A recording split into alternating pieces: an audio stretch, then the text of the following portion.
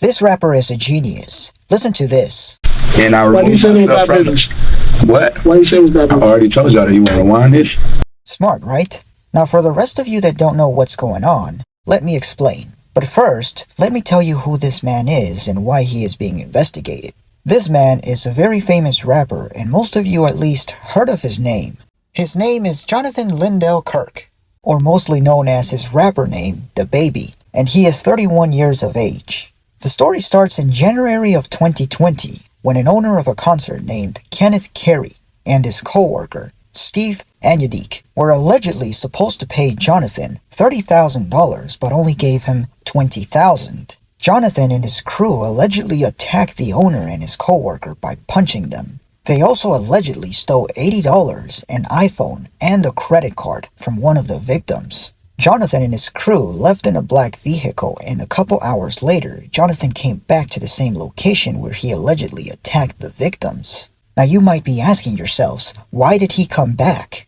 Well, Jonathan was staying at that location, which was a hotel, and the victims decided to give him the money outside of that hotel. After Jonathan came back, the police was there and they arrested him. They told him that he was only going to be investigated because they had the footage of the attack. The problem was that they couldn't take him to prison because Jonathan's face was not in the footage, so they needed him to say that it was him. Here's something interesting that I found. As you can see here, this individual was wearing a white shirt, black pants, and white shoes. This is Jonathan in the investigation room wearing the same outfit. When the interrogation begins, Jonathan does something very risky. Okay, do you understand each of these rights as I explained them to you? Yeah. Okay, I'm going to check the yes box. Having these rights in mind, you wish to talk to us now? Yeah. Okay, do me a favor, sign right here on the X that you agree to speak to us.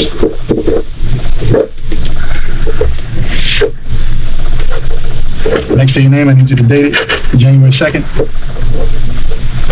8:07 p.m. Okay, so he basically gave the police permission to ask him questions by signing a paper instead of getting a lawyer. This was a very risky move of his because talking to the police makes things worse for most people. Jonathan gets asked a question by the cop and the answer he gives is very smart. Okay, when was the last time you took anything drug alcohol related? Last year. Instead of Jonathan giving a specific date on when he drank alcohol, he decided to say last year, which could have only been a couple days ago, since the date was January 2nd. Saying last year made it seem like it was a long time ago for the detectives when it wasn't.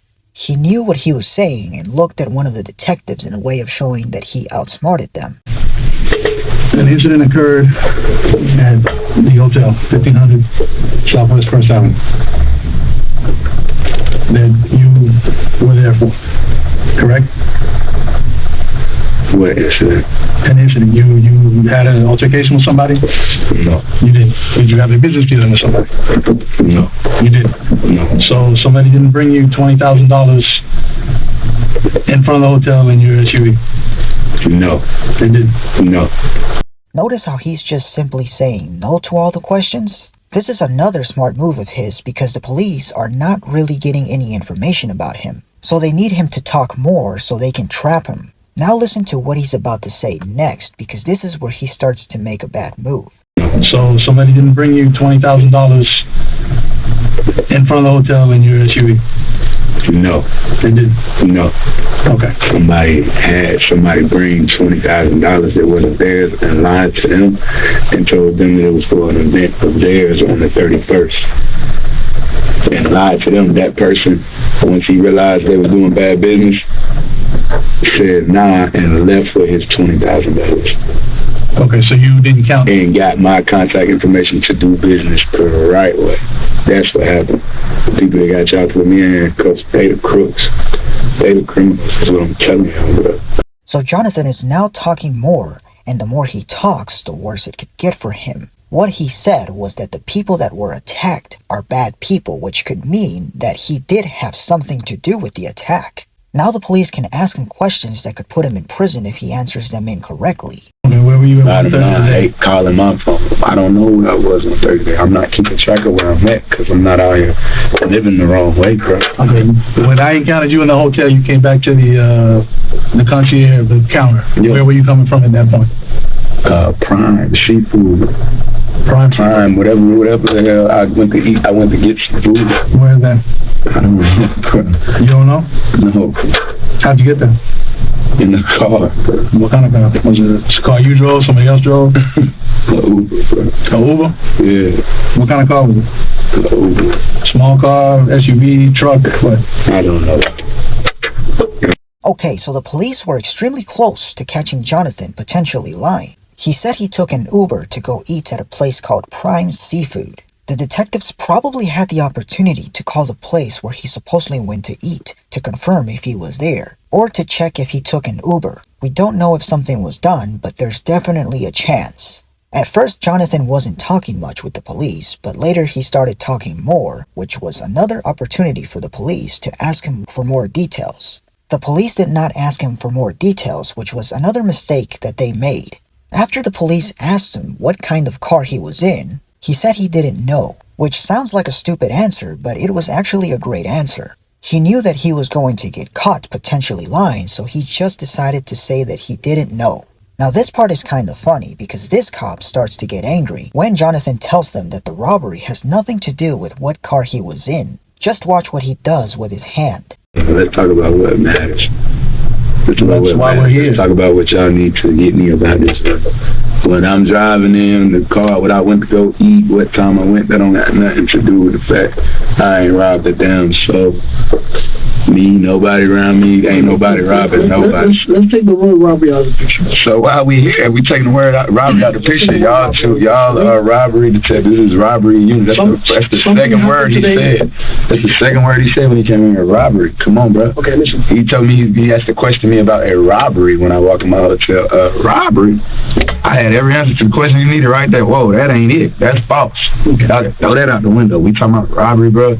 It's nothing for me to talk about. I didn't rob. So do you think that So as you can see, this cop is mad, and they are both starting to realize that Jonathan is not going to say anything that could incriminate him. One of the cops tries to scare Jonathan by telling him that he doesn't know what they have, and fails. Who in your management team signed a contract with who? They don't tell you who we don't sign the contracts. We draw them up. I just told you he signed it. So who's he?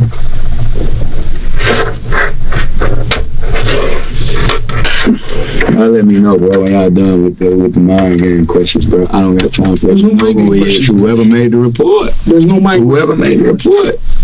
Whoever made the report, bro. Y'all don't gotta act like y'all know less than what y'all know. Whoever made the report. But y'all know it's too much. Y'all know too many lies. You get what I'm saying? That's why y'all gotta move backwards like that, bro. Like, you're saying that they're lies, but you don't know what we have or don't know. Okay.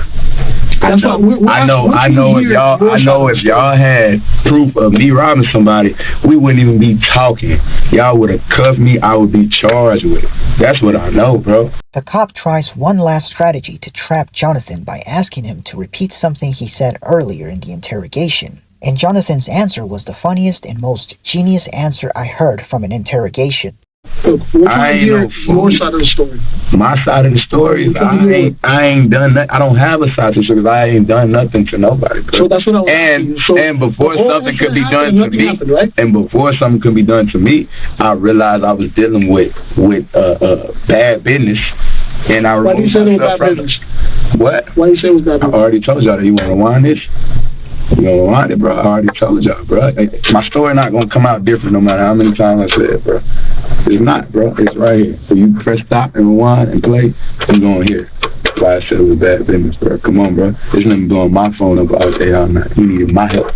But his event, he already was in deep water because he's already doing, and I see why, he's already doing bad business. So Jonathan tells the cops to just rewind the tape if they want to hear what he said earlier. If Jonathan instead repeated himself, then his story could have been different from the previous. The detectives finally had enough and left after Jonathan told them that he was done talking. I had to go, so whatever y'all want to do, come on, let's do it. Let's do it. What do you mean?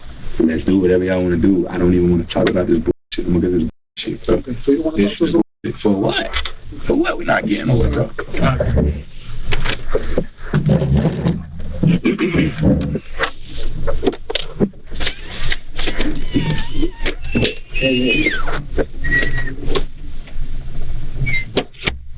The police had Jonathan waiting in the room for hours, so he decided to go to sleep. Hours later, the police ended up charging Jonathan for battery because his only mistake was talking more than he had to. He was then placed into jail, and 2 days later he was released, and his charge was dropped.